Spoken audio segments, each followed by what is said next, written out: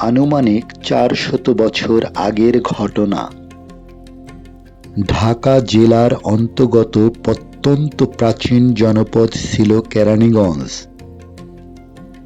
প্রাচীনকালে এ অঞ্চল ছিল হিন্দু সনাতন ধর্মাবলম্বী লোকেদের জনপদ।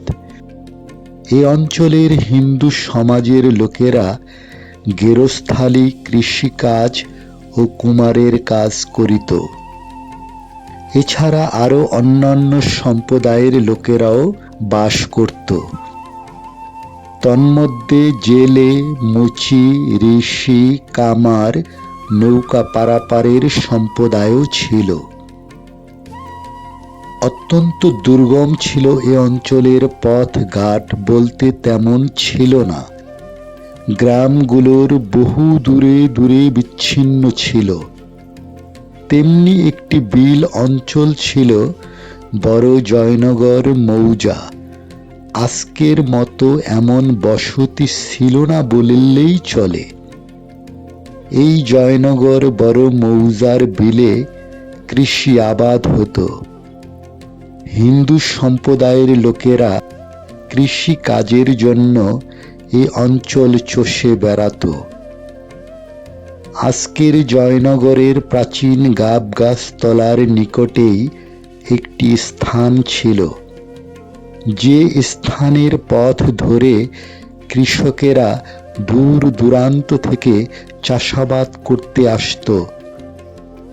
তেমনিভাবে একটি ঘটনার সূত্রপাত হতে আজকের জয়নগরের সাকরাইন দেব আইল মেলা। ঘটনাটি ছিল এই: একদিন একদল কৃষকেরা মাঠের কাজ সেরে সন্ধ্যার আগ মুহূর্তে এই পথ ধরে দূর গ্রামের বাড়ির দিকে যাত্রা করছিল। পথিমধ্যে এই প্রাচীন গাবগাছতলার নিকট আসতেই তারা একটু অদূরে দেখতে পেল বিরাট দৈত্যকায় এক দেবতা পথের মাঝে দাঁড়িয়ে আছে। কৃষকেরা ভয় পেয়ে সরে গেল এবং অনেক দূর পথ ঘুরে অতিক্রম করে তারা গ্রামে ফিরে এলো। অতঃপর সকলেই ভাবিতে লাগলো কি করা যায়, কেননা এই পথেই তাদের নিত্যদিনের যাতায়াত সহজ ফসলের মাঠে যেতে। অবশেষে তারা একজন সনাতনী আধ্যাত্মিক ধর্মগুরুর নিকট গেল এই অবস্থার সমাধানের জন্য।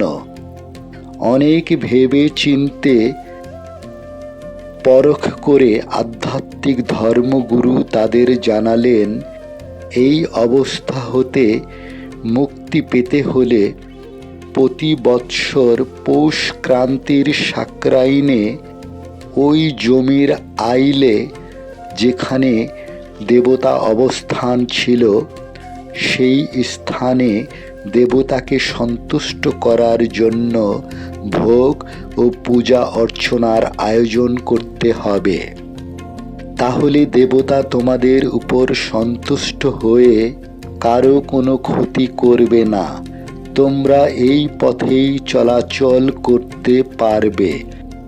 আধ্যাত্মিক গুরুর কথা মতো তৎকালীন হিন্দু সম্প্রদায়ের লোকেরা পৌষ ক্রান্তির সাকরাইনের এই দিনে ঢোল, ঝাঁঝর, কাসর, বাজনা বাদ্য নিয়ে বিভিন্ন ধরনের ভোগের পণ্য, ফুল ফল দিয়ে দেবতাকে সন্তুষ্ট করার জন্য উপস্থিত হলেন।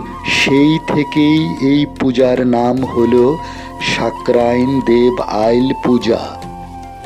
পরবর্তীতে কালের পরিক্রমায় ধীরে ধীরে লোক সমাগমের মাধ্যমে মেলায় পরিণত হল, যার ধারাবাহিকতা আজও জয়নগরে বিদ্যমান।